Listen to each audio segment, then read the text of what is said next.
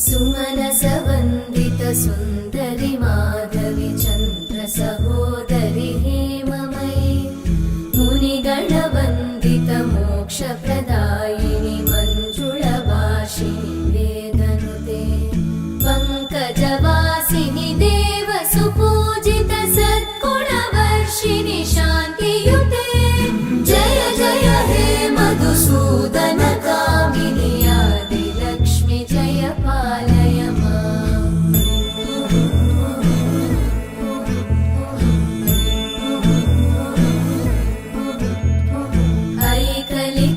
ऐकलिकल्मषनाशिनि का